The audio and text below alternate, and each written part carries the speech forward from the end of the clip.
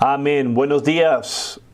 Puede abrir en su Biblia el libro Josué, capítulo 4. Yo estoy continuando nuestra serie sobre las piedras conmemorativas y estamos mirando lecciones de nuestra historia, de dónde vinimos como iglesia y compañerismo, y estamos aprendiendo lecciones a través de esto. He estado recibiendo información y esta semana atrás recibí una mujer llamada Sharon White, es la hija de Fred Cowan, que yo ya había hablado con él. Ella vive aquí localmente y ella se puso en contacto conmigo y me dijo que tiene unos videos antiguos de tiempo atrás. Quiero mostrarles dos videos. Esto, obviamente, ya hemos pasado estas enseñanzas, estas lecciones, pero quiero mostrarles estos dos videos. Esto es Los Ángeles, California. Esto es el templo de lo que es Ángeles, Los Ángeles. Ella es Amy Semple McPherson, esa fue la que fundó la iglesia cuadrangular y ella tenía uniformes, usaba muchos uniformes aquí, tiene una interesante manera de lo que era. Ella empezó el movimiento en 1923.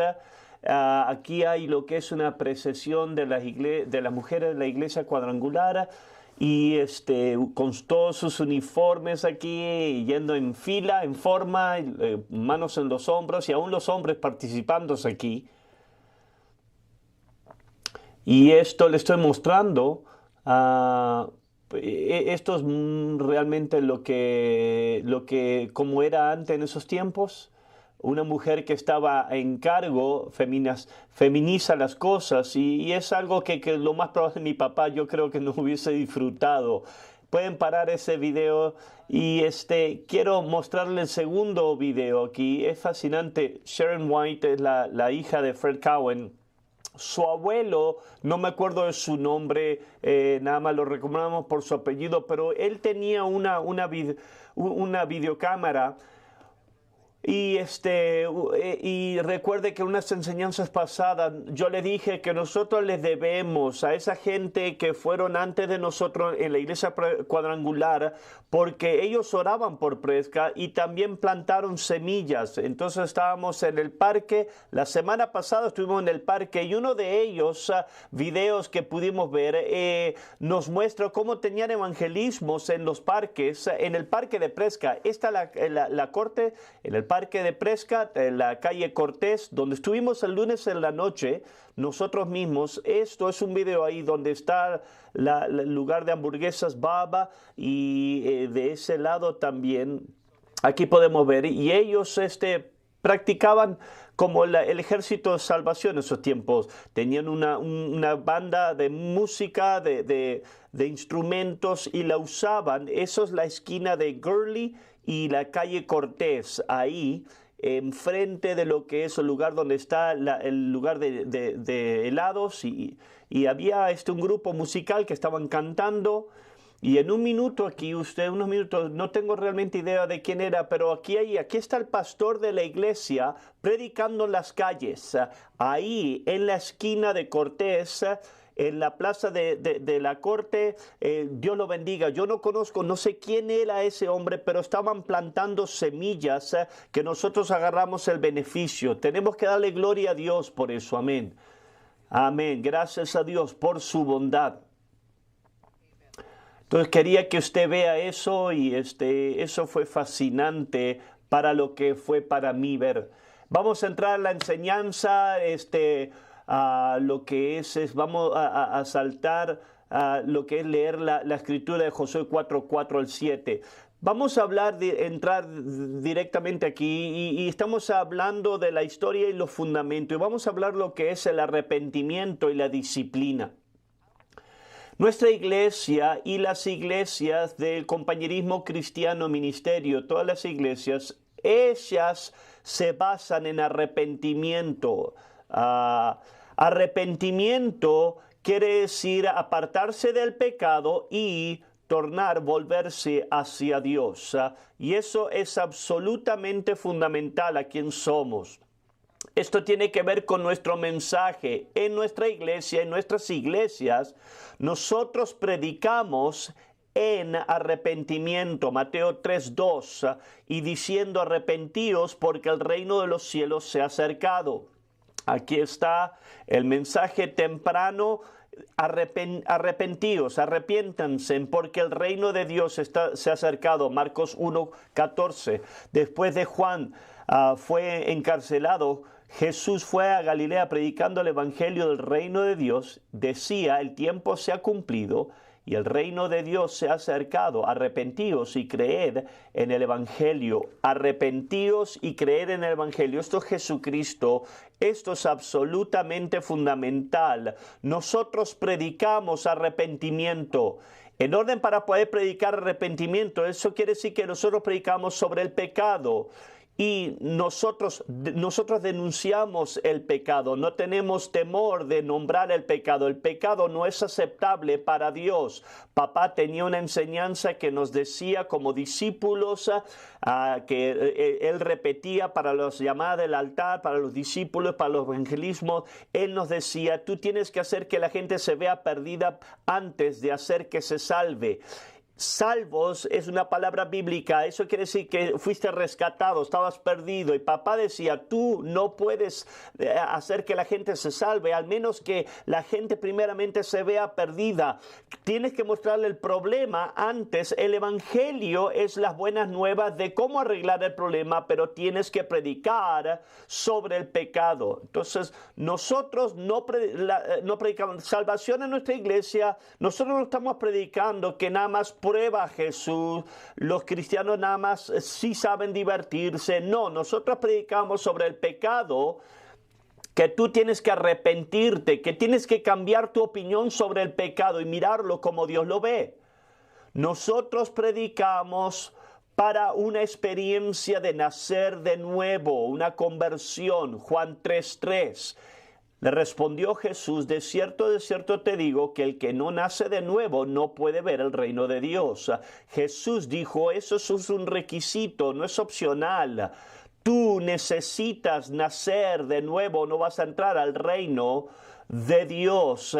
La razón por qué eso es importante es porque yo no asumo nada más que tú eres un cristiano porque vienes y atiendes a la iglesia como pastor, y eso será verdad en todas nuestras iglesias. Nosotros predicamos que tú tienes que nacer de nuevo y retamos a la gente, no importa si creciste a la iglesia, tú tienes que nacer de nuevo. Si tú piensas que eres una persona amable, tú tienes que nacer de nuevo. Eso es fundamental. Lo que es nacer de nuevo quiere decir es que tiene que haber un tiempo definitivo de conversión cuando las cosas cambiaron. No me interesa si recuerdas el día o la hora, pero hay gente, hoy en día vemos en Cruzada, cuando estaba haciendo Cruzada, bueno, siempre he sido un cristiano. Eso no es bíblico. Yo no siempre fui nacido, ¿verdad? Tú siempre fuiste nacido o tú tienes una fecha de nacimiento. Eso es un tiempo, un punto en tiempo. Todo cambió el momento que naciste. El nacer de nuevo es así. Hay un momento en el tiempo donde yo cambié mi opinión del pecado y vi cómo necesitaba ser salvo. Y nosotros predicamos, para ser un cristiano, nosotros predicamos para un cambio de vida, de arrepentimiento. Si tú profesas ser un cristiano y todavía vives como el diablo, no eres cristiano. No me interesa si dices que eres cristiano, porque la Biblia dice que tiene que ser un cambio de vida. Mateo 3:8. Producid, pues, frutos dignos de arrepentimiento. Prueba la manera, esta traducción es la nueva traducción del siglo, en inglés, prueba, dice, prueba frutos, dice la Biblia, frutos de arrepentimiento. Si tú tienes, yo tengo diferentes árboles de frutas en mi fondo. Si yo digo que tengo un árbol frutal y produce otro fruto, está mal, ¿verdad? Él dice, tiene que haber evidencia. Yo puedo decirte, ese árbol es de manzana, de pera. El fruto demuestra lo que es. Juan el Bautista estaba retando a la gente, diciendo, la gente, queremos seguir a Dios. Bueno, prueba de la manera que tú vives. No, eso nada más son palabras, porque la persona que genuinamente ha nacido nuevo, la persona que se ha arrepentido y que ha cambiado su manera de pensar con respecto al pecado, cambia. Ahora, no tienes que ser perfecto. Ese no es el tema, eso no es el punto, ¿verdad? Quizás hay temas o problemas que Dios tiene que cambiar a través del tiempo. Está bien. Lo que yo estoy hablando es que en muchas iglesias que hay gente que profesan ser cristianos y no hay ni la mínima evidencia. Nosotros no somos así. Esto es fundamental. Nosotros predicamos arrepentimiento y eso es absolutamente fundamental para nosotros. No nada más predicamos arrepentimiento, y nuestras iglesias también, el compañerismo, nosotros practicamos disciplina en la iglesia. Lo que significa eso es que no está bien seguir viviendo para ti en pecado que tú, si eres cristiano. Eso no está bien. Tú no puedes venir a la iglesia y estar involucrado en pecado, lastimando a otra gente con tu ejemplo o por práctica y pensar que vamos a estar bien con eso. Eso no está bien. Quiero que entiendas esto. Esto es muy diferente. La mayoría del mundo de la iglesia, todo lo que la gente quiere es que vengan a la iglesia. No les interesa cómo viven, no les hace ninguna diferencia. Eso, cuando yo fui a Sudáfrica, eso fue lo asombroso para mí, era que todo el mundo profesaba, los narcotraficantes profesaban que eran cristianos. Así eran las personas más crueles, malvadas, pero profesaban que eran cristianos. Eso no está bien. Y las iglesias que yo iba, muchas veces nunca les decía, a la iglesia que ellos iban, nunca les decían nada de su pecado. Y eso es verdad de muchas de las iglesias. Nunca se van a involucrar cómo la gente vive. No les interesa para ellos. Años atrás, yo estaba pastoreando lo que era un área en Melbourne, Footscray, en Australia. Yo tuve una mujer que vino a la iglesia y también un hombre. Dos visitantes vinieron a la iglesia y un hombre y respondió a la llamada al altar. Y Australia es un crisol de culturas. Y una persona dijo, wow, esta persona es de lo que es de lo que es de una nación. Dice, wow, esa es la que es de una nación y la mujer de otra nación, de la misma nación que se salvaron, ¿no? Y yo recibí lo que era una llamada por teléfono de un pastor de la ciudad que me dijeron, de casualidad vino visitantes a tu iglesia, personas, y el pastor me dijo, esa es mi hija. Y nosotros hemos estado retándola a ella porque ella estaba cometiendo adulterio y la hemos estado retando en su manera de vivir con ese hombre y tienen la intención de lo que es divorciarse de sus cónyuges y es por eso que fueron a tu iglesia, porque quieren deshacerse de su cónyuge y estar en tu iglesia. Yo le dije absolutamente no, nosotros vamos a removerlo de la iglesia. Y este hombre empezó a llorar.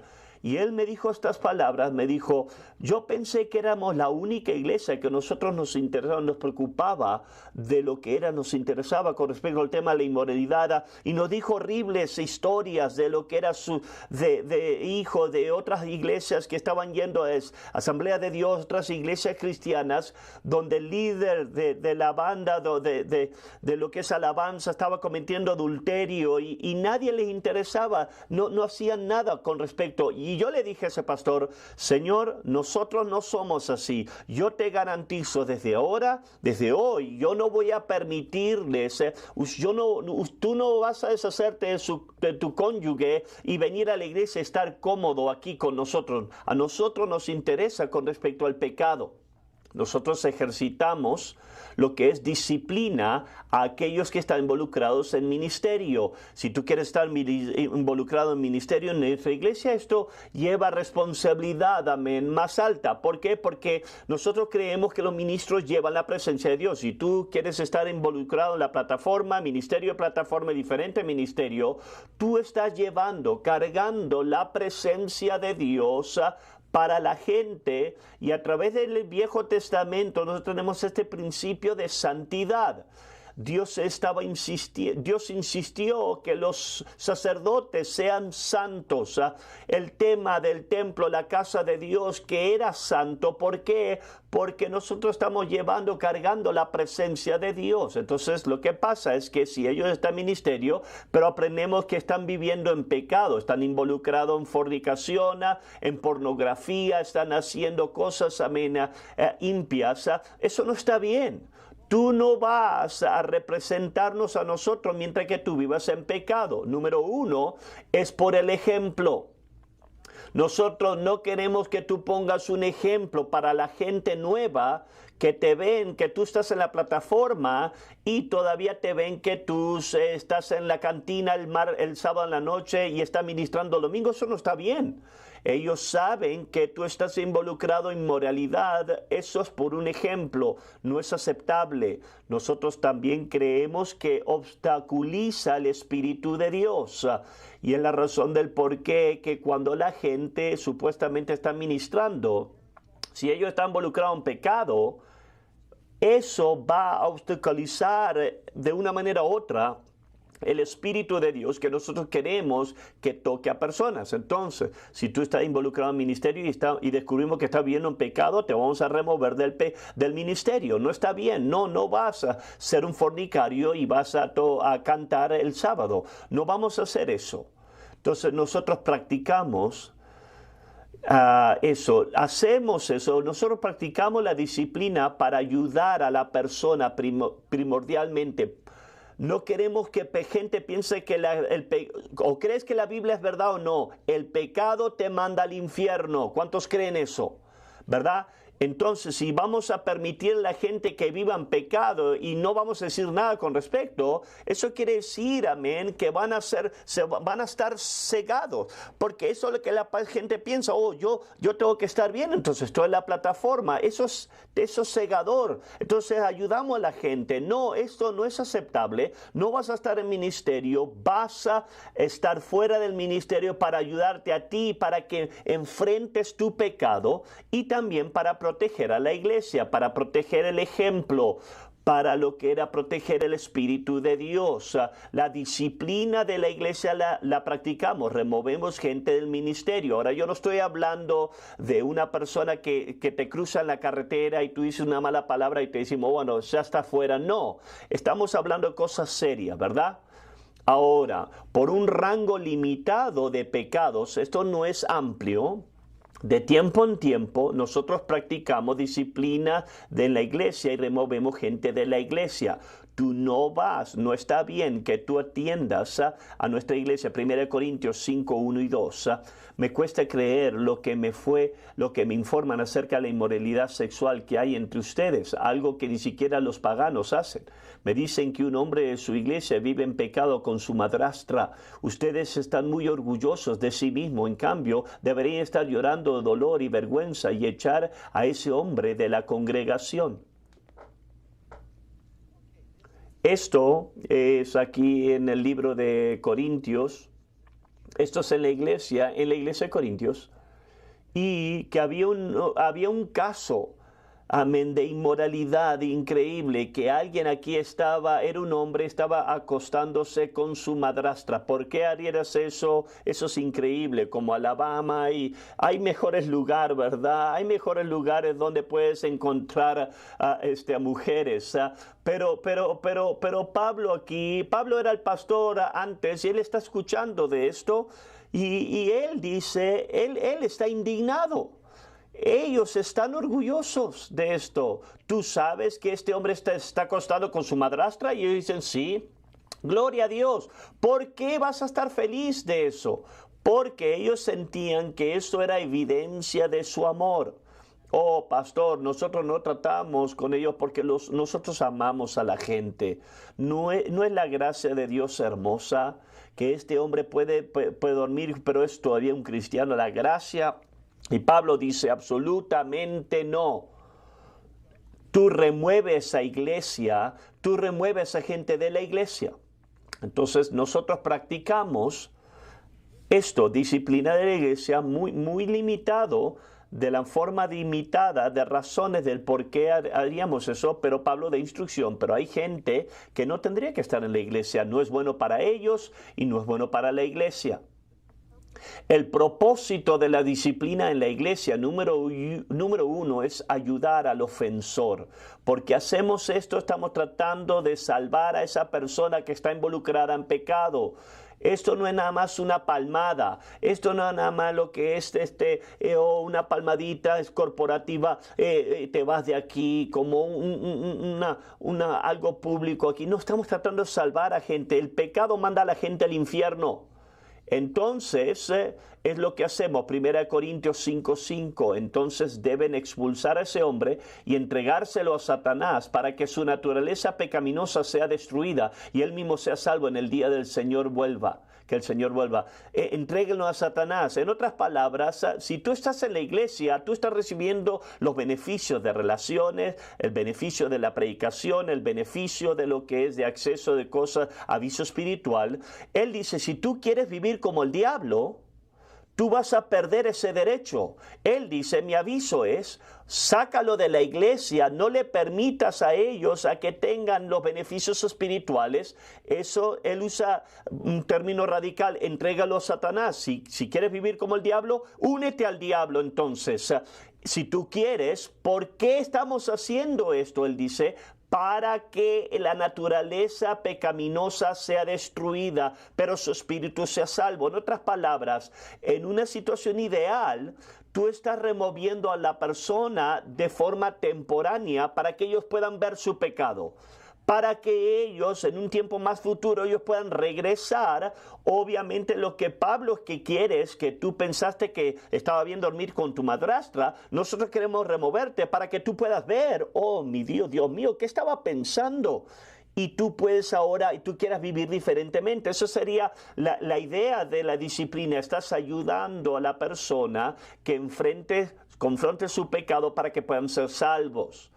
Ahora, también yo he tenido un número de gente, es más, tengo gente aquí que yo te he removido en la iglesia, pero te he permitido regresar después que tú podías ver tu pecado. Yo he tenido gente que me ha dicho, yo nunca pude entender hasta que tú me removiste, y después la disciplina obra arrepentimiento. Y esa es la razón por qué lo hacemos. Ahora, esto responde a la pregunta sencilla que mucha gente que se remueve de la iglesia bajo disciplina, ¿cómo debemos de tratar a esa gente? Tú no le estás haciendo a tu amigo un favor si tú mantienes la misma relación que antes tenías.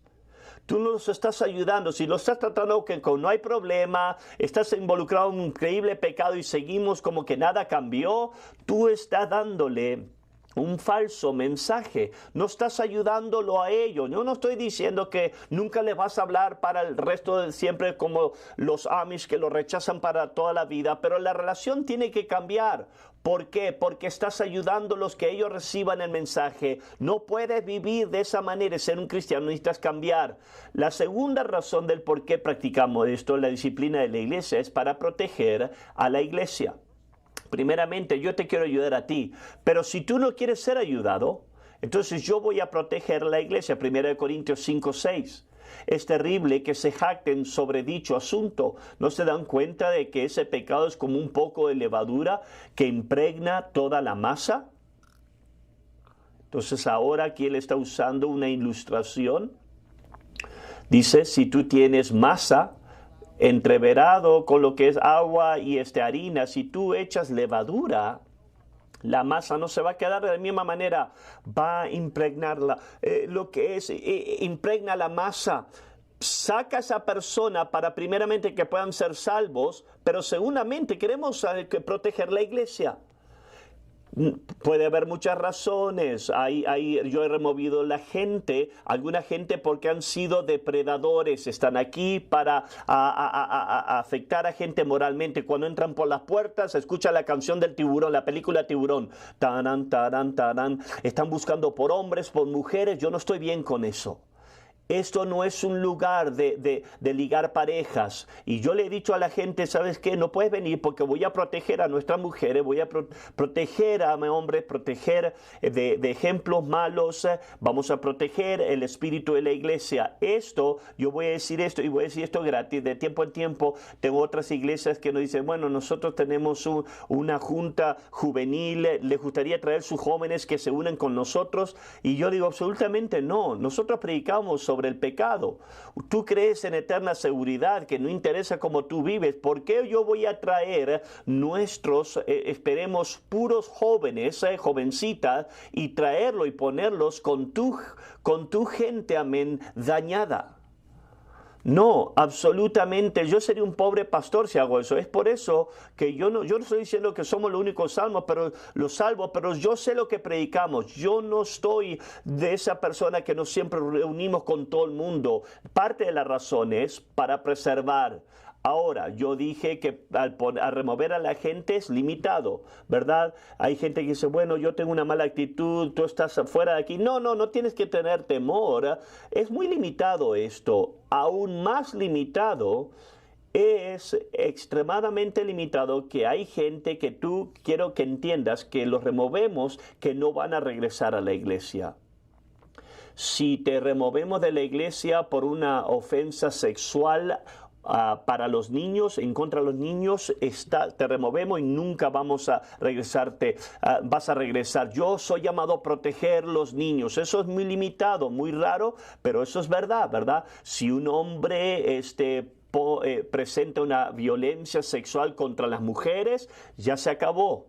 Yo no voy a poner a la gente en riesgo. Entonces eso es muy raro, muy limitado. Yo cuento en una mano quizás a través de los años que he tenido que hacer eso, pero es verdad. Y también tienes gente que continuamente repiten daño moral. Cada vez que está en nuestra iglesia, fornican, siempre gente resbala por ellos, siempre están yendo al infierno ahora por ellos. Yo creo en la redención, es mi opción por defecto. Quiero que la gente se salva. Pero por otra parte, yo soy llamado para ser un pastor. Amén. Y hay gente que, discúlpame, cada vez que tú vienes a la iglesia, la gente se va al infierno. Yo no estoy bien que tú regreses a la iglesia. Yo creo que la casa del alfarero no va a funcionar contigo. Quizás hay otras iglesias y no le interesa cómo tú vives. Nosotros nos interesa, muy limitado. Necesitas entender, no nada más eso. Quiero que entiendas que nosotros practicamos disciplina sobre los pastores. Los pastores no están sobre la ley. Nosotros no están encima de la ley. No decimos ustedes todos, pero yo no. No, practicamos disciplina con los pastores. Si un pastor de una manera viola la iglesia de una manera moral o éticamente, lo removemos del ministerio y le disciplina en contra del pastor es más estricta, con más tiempo de lo regular de la gente de la iglesia. Esto es fundamental porque esto afecta discipulado. Una de las razones del por qué es importante que mantenemos disciplina es porque nosotros estamos entrenando discípulos. Y cuando hay inmoralidad que se suelta, la historia que nosotros leemos de Judá y Tamar, Judá se acuesta con su nuera y él no se da cuenta que es su nuera, pero era su nuera y después hay este intercambio que me vas a dar. Ella le dijo, dame tu anillo y tu bastón. El bastón era el símbolo de autoridad, el anillo era el símbolo de lo que es hacer intercambio con negocios. Tú pierdes autoridad, tú no puedes hacer discípulos. Esto es verdad, hay pastores, hay otras iglesias que me están mirando, el compañerismo aquí. Por favor, pastor, si quieres hacer discípulos, tienes que imponer la disciplina. Nunca vas a ser discípulos si tú no lo haces. Si tú no practicas disciplina de la iglesia. Vamos a hablar seguramente de lo que es lecciones de las Filipinas. Nuestro compañerismo es mundial hoy en día, pero en 1978 el supervisor cuadrangular, nosotros éramos parte de la iglesia cuadrangular, de la Iglesia del Evangelio, el supervisor de las Filipinas vino a Estados Unidos y visitó algunas de las iglesias. Mi papá lo conocía de convenciones antiguas, pasadas, pero él estuvo asombrado de lo que vio en evangelismo y discipulado. Nosotros aquí tenemos una foto de este hombre aquí con mi padre. Su nombre se llamaba Verónico Swan y él fue el general supervisor de todas las iglesias de Filipinas. Esto es una foto de las trompetas, por eso que estamos pidiendo antiguas trompetas, queríamos verlas porque esto es en la ciudad de Iloilo, y este hombre vio lo que Dios estaba haciendo en nuestro compañerismo, levantando discípulos, vio evangelismo y dijo, nosotros necesitamos en las Filipinas. Entonces él invitó a papá y a un hombre llamado Jack Harris a que vayan a las Filipinas. Tengo un mapa de las Filipinas aquí. Las Filipinas se consiste en muchas islas aquí. Está de la costa, afuera apartado de la costa de Malasia y lo identifica ahí. Entonces ellos fueron y hicieron cruzada de milagros y en las Filipinas fue una increíble manera de responder. Tuvieron las más grandes números que habían tenido. 3,000, 5,000, 7,000 personas, la cruzada más grande que yo puedo recordar. Tenemos una foto de una cruzada, yo no creo que no fue la original, la primera, pero la manera de responder era increíble de cómo respondían. Entonces lo que empezaron a hacer, este hombre quería que ellos tengamos influencia sobre ellos. Entonces tenían cruzada de milagro en la noche y durante la mañana tenían conferencias y invitaban a pastores locales, que venían cientos de pastores que venían de las áreas y se reunían, y la idea era que nosotros estábamos tratando de impartir la visión de nuestro compañerismo a estos pastores. Estábamos mirando ahora que la visión había trabajado en México, en Holanda, en diferentes naciones. Entonces queríamos que Filipinas tenga la misma visión y iban y predicaban en oración, evangelismo, discipulado. Durante los siguientes 3-4 años de 1978, muchos pastores del compañerismo viajaron a las Filipinas y predicaban en cruzadas, en conferencias. Muchos de ellos fue su primera experiencia de predicar en lo que era lo extranjero, pero en este tiempo no teníamos ninguna de nuestras iglesias. Estamos tratando de ayudar a pastores que ya estaban ahí. Esto es un capítulo muy, muy importante en nuestra iglesia, y eso tiene que ver con el asalto en contra de la sanidad. Cuando papá empezó a viajar con este hombre y vio la manera increíble cómo la gente respondía a la cruzada de milagro, acuérdate cuando mi papá se salvó, él miraba películas de T.L. Osborne y miraba cruzada de milagros, y papá decía, esto puede trabajar aquí. Él conocía al hombre que estaba predicando estas cruzadas ahí, él conocía su personalidad, su carácter, él no estaba muy impresionado con eso. Pero papá se convenció de que él dijo, yo conozco a este hombre, no era que flotaba sobre lo que era el piso. Papá dijo, si este hombre puede orar por los enfermos, entonces yo estoy seguro que yo puedo orar por los enfermos. Y su oportunidad llegó en una ciudad, en un pueblito llamado Otón, que está localizado afuera de la ciudad Iloilo. Aquí te voy a mostrar lo que es la ciudad Iloilo. Tuvimos una iglesia años después, pero había un pueblito ahí llamado Otón, y este lugar donde 7,000 personas estaban viniendo por noche a las cruzadas de milagro y estaban siendo gente sana. Fue fantástica. El hombre que hacía la cruzada de milagro tuvo una infección en su ojo y no pudo predicar esa noche, y papá dijo, esto debe ser Dios, yo voy a predicar esta noche. Esa noche lo que fue una tormenta tropical llegó y arrasó con todo el lugar. Entonces pusieron a la gente, un hombre tuvo una cochera, un garaje que llenaron un lugar, una cochera donde pusieron a mucha gente, y papá en esa cochera pudo predicar un mensaje de sanidad y hizo la oración de sanidad como veía T.L. Osborne y como veía otros, y papá le preguntó cuánta gente fue sanada y ni una persona levantó su mano, ninguna. ninguna persona fue sanada y eso, amén, trastornó la mente de papá. Papá solía decir esto, que hablando de esta experiencia, dijo, fue una obra psíquica del infierno.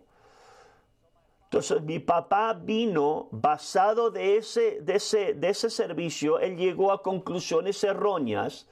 Él dijo, entonces quizás tal vez no es mi vocación la sanidad, quizás yo no tengo el don de lo que es sanidad. Y lo triste de esto es que mi papá no volvió a orar por los enfermos de esa manera por más de 8 años. Basado en esto, aquí está la lección que quiero darte ahora. Mi papá te iba a decir, como tú lo escuchaste, que él dijo, eso fue un error. Él se equivocó en la manera de pensar. Aquí está la lección que quiero darle a usted y se aplica a su vida. Nuestras creencias deben estar basadas en la palabra de Dios y no en resultados. El diablo va a pelear contra los resultados para que tú llegues a conclusiones incorrectas, exactamente como mi papá hizo. Tú vas a ver, escucha predicación, una promesa y tú dices, sí, yo voy a hacer eso y el diablo va a pelearte eso quizás. Y muchas veces como tu papá va a llegar a decir, bueno, no funcionó, yo oré por una bendición financiera, por fruto, pero no trabajó, no funcionó, quizás no es la voluntad de Dios. Una escritura importante, Romanos capítulo 3, versículo 4, sea Dios veraz y todo hombre mentiroso. Sea que Dios sea verdad, ¿verdad? Eso no quiere decir que tú eres un mentiroso, tú eres un mentiroso, tú eres un mentiroso. No es lo que está diciendo. Está hablando del principio de fe aquí. Y él dice que si hay alguna vez un conflicto en tu vida entre lo que Dios dice y tu experiencia, la palabra, Dios siempre es verdadero. Porque yo tengo gente que dice, yo probé, intenté, pero no funcionó. Bueno, la Biblia dice que Dios es verdad. Si tú me dices, como mi papá, yo oré y nadie se salvó, nadie se sanó, tu experiencia te está mintiendo. Porque la palabra de Dios es una elección muy, muy importante. Algunos de ustedes están luchando, están tratando de avanzar, el diablo te está peleando tu resultado y para que tú cambies tu manera de pensar de la palabra de Dios. Nunca cambies tu manera de pensar con respecto a la palabra de Dios. Vamos a regresar del tema de sanidad después, pero ahora como compañerismo, aún después de esa cruzada que fracasó, no interesó, eso fue personal para papá. Continuamos mandando lo que es obreros y pastores y cruzadas y conferencias. Ahora tienes que entender que muchos de esos lugares que nuestros pastores estaban yendo a predicar no eran lugares desarrollados, eran primitivos según los estándares occidentales. No era agradable, el viajar no era agradable en esos tiempos. El viaje muchas veces gastaban o tomaban horas en barquitos, el agua, se enfermaban. Un pastor regresó de su primer viaje a las Filipinas y le preguntaron cómo fue y él dijo, a lo que yo me refiero se pueden ir todos al infierno. Si yo le diera quién fue esa persona, no estoy asombrado. Él pensaba que todo el mundo tenía que ir al infierno, ¿verdad? Pero fue un asombro para su sistema y entonces porque no era agradable, porque era difícil. A través de la discusión y plática, llegaron a otra errónea conclusión y dijeron que probablemente era demasiado desorientador para un pastor occidental que pastorea en las Filipinas. Y empezaron a decir, quizá la Filipina debe ser alcanzada solo por filipinos. Entonces lo que empezaron a hacer, empezaron a entrenar a pastores, existentes pastores filipinos. Eso es completamente insuficiente. Yo te quiero dejar saber, no va a funcionar ir a una nación, encontrar un pastor que ya está ahí y entrenarlos para que sean como nosotros. No funciona por numerosas razones. Número uno, nosotros decimos palabras, nosotros sabemos lo que significa en nuestra cabeza, tiene que ver con nuestras experiencias, pero ahora tienes barreras culturales y lingüísticas y empezaron a aprender esto que están diciendo algo a un americano esto es lo que significa, pero para los filipinos significaba algo completamente diferente. Entonces el mensaje no estaba avanzando claramente. Pero la segunda razón, porque esto no va a trabajar, entrenar pastores que ya existen, es que sus pasadas, enseñanzas y referencias no pueden ser, reenseñadas. Le estás enseñando a predicar, pero ya están pensando lo que ya les enseñaron, evangelismo, y ellos ya están pensando. Entonces no vas a poder vencer lo que es sus pasadas puntos de referencia. Te quiero decir ahora que nosotros tenemos más de 3,400 pastores en nuestro compañerismo. Muy pocos de esos pastores han venido de otros compañerismos. Yo dije en otra enseñanza temprana, yo le dije que levante su mano, ¿cuántos de ustedes habían sido salvos en nuestra iglesia de compañerismo? La mayoría de nuestras iglesias, por lo menos de 80 a 90%, que la gente se salvó en nuestro compañerismo. Yo solamente conozco 5 pastores que vinieron de otros compañerismos. Yo creo que hay más quizás que no conozco, pero muy poco. Y lo que pasa es que cuando nosotros mandamos misioneros a otros países, encuentran otros pastores que ya están ahí y se emocionan. Wow, esta gente está tan abiertas y quieren tomar tiempo tratando de lo que es entrenarlos que sean como nosotros. Es un ejercicio que te frustra. Génesis 14:14. Oyó Abraham que su pariente estaba prisionero y armó sus criados, los nacidos en su casa, 318, y los siguió hasta Dan. Aquí están los siervos que habían sido nacidos en su propia casa.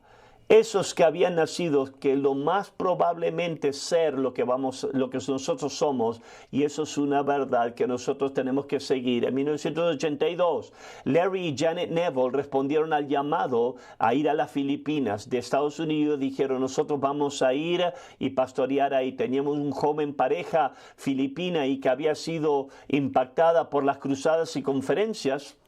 Vinieron a Estados Unidos, vinieron a las conferencias y estaba ansioso por aprender y finalmente dijeron, ¿sabes qué? Ese hombre tiene sentido aquí, él quizás puede ayudarnos. Entonces en 1982, Larry y Janet Neville respondieron lo que era en Manila, en las Filipinas. Aquí está la lección que quiero que aprendas. Nuestras iglesias están basadas en el discipulado. El discipulado requiere contacto. Requiere contacto. 1 Corintios 11:1 dice, sed imitadores de mí, así como yo de Cristo. La Reina Valera dice, imítenme. Discipulado requiere esto. ¿Por qué no escribes un libro y todo el mundo? No, discipulado requiere contacto. Tú necesitas tener un nivel de contacto para que ellos puedan imitar. Tú dices las palabras, pero ahora están mirando tu vida, cómo eso obra. Tú no puedes discipular a través del internet. Tiene que ser personal. Marcos 3:14. Y estableció a 12 para que estuviesen con él y para enviarlos a predicar.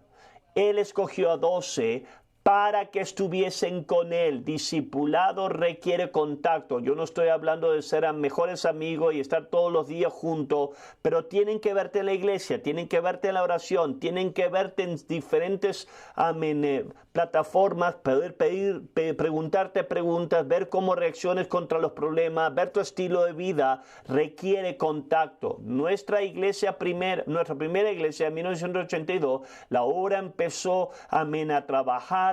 Yo felicito a mis hermanos filipinos. Los filipinos son excelentes imitadores. Ellos pueden agarrar algo, imitarlo, y Dios puede usar eso. Está en su carácter. Los filipinos reproducen lo que ven y lo hacen muy bien. Los filipinos eran muy receptivos, se entregaron a Dios y la obra de Dios. Y lo asombroso fue que la iglesia empezó a ser levantada en Manila, que tenía el mismo espíritu que tienen las iglesias en Estados Unidos. Y esto fue asombroso. Tenemos unas fotos aquí. Aquí están Bob Mammon en la derecha ahí predicando en Manila en los comienzos, en las iglesias pioneras que se llamaban lo que era Capilla Victoria. Y nuestra obra empezó a trabajar y a crecer. Empezamos a mandar más misioneros de Estados Unidos. Números de ellos mandamos. Mark y Michelle Olson fueron a la ciudad de Davao. Tenemos una foto aquí. Aquí están los Olsons, que fueron a la ciudad de Davao con su familia. Mark y Michelle respondieron cuando Davao estaba en medio de una insurgencia comunista.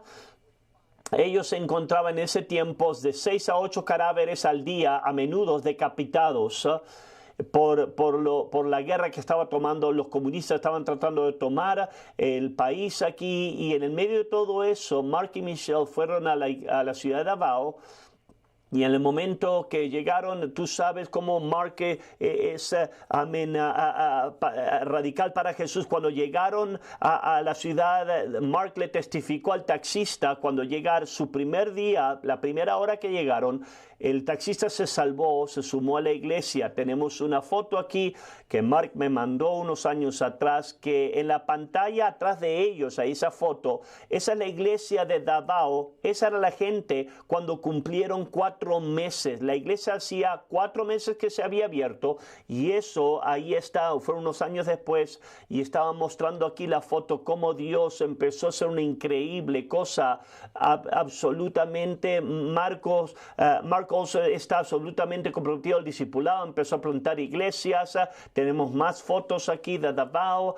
Aquí está mi papá predicando una cruzada muy efectivo en la ciudad de Davao en los tiempos, los comienzos. Las próximas fotos aquí hay pastores, números de ellos, ahí está Rick Buckles, el pastor Rick Buckles, otros hermanos, Ben Maves también está ahí.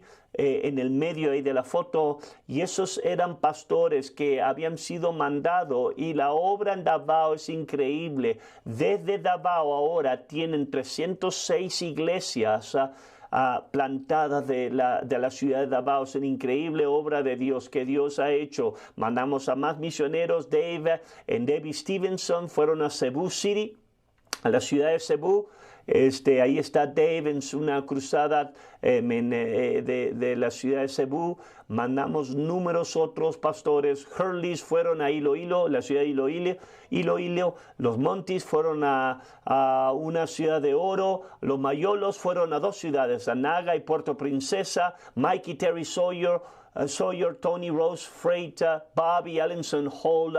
Esos son misioneros que estoy recordando porque la manera de responder era tan buena. Estábamos mandando misioneros y Dios estaba haciendo una increíble cosa. De Australia plantaron una obra a lo que era Baguio, ciudad Baguio. Lo interesante de números lugares que mandamos misioneros, Dios bendijo a esas iglesias. Número de esas iglesias hoy en día son iglesias conferencistas, iglesias donde están plantando iglesias, y la obra que Dios ha hecho en las Filipinas, nosotros empezamos a ver que si nosotros hacemos lo que nosotros vimos aquí en Prescott, evangelismo, discipulado, el mismo cometimiento, y empezar a plantar iglesias, no era nada más una cosa de Estados Unidos, era que Dios ahora, con un diferente acento, diferencias, pero es una cosa gloriosa cuando tú ves y tú sientes exactamente el mismo espíritu. Y la obra de las Filipinas es una poderosa obra de Dios. Es más, nuestro grupo más grande del compañerismo es en las Filipinas. Hoy en día, una semana atrás, hay 644 iglesias en las Filipinas, solamente en las Filipinas. Esas son iglesias plantadas, que plantaron iglesias, que plantaron iglesias y plantaron iglesias. No solamente tienen 644 iglesias en las Filipinas, tienen 18 otras iglesias en 8 otras naciones del mundo. Eso es glorioso. Tenemos que darle gloria a Dios por eso. Amén. ¿No es hermoso? Amén. Gracias Dios. Gracias Jesús. Estamos agradecidos por lo que estás haciendo. Y lo increíble de esto, piensa acerca de esto, todo esto, el principio de nuestro compañerismo indígena, de adentro, Todas estas iglesias que han sido plantadas, aparte de un número de otros misioneros que yo hablé, todas ellas fueron plantadas de iglesias filipinas, fueron pagadas por filipinos que creen en la visión, como nosotros creemos en Estados Unidos, levantaban ofrendas para plantar iglesias, y 8 otras naciones, ellos están pagando con pesos filipinos, tocando el mundo. La obra de Vietnam es increíble. Fue los filipinos que cuando ellos fueron a Vietnam, levantó esa iglesia y lo están haciendo. Tienen una visión, la misma visión que nosotros tenemos aquí. Y los voy a despedir. El líder nacional, Frank Buenaventura, es el líder de la iglesia de Davao. Hermoso cosa, pero el mismo espíritu. El principio indígena va a trabajar en cualquier parte del mundo, y eso es donde nosotros especialmente vimos el gran movimiento de Dios. Es que en las Filipinas nosotros podemos reproducir el espíritu que nosotros tenemos en Presca, nuestras iglesias de compañerismo, y le damos gracias a Dios porque el papá decía siempre, esto es una obra de Dios y no de hombre. El hombre no podía planear eso, pero Dios pudo planearlo, y le damos gracias a Dios por lo que ha hecho. Gracias, Dios lo bendiga. Vamos a parar ahí. Nuestro servicio empieza a las 10:30.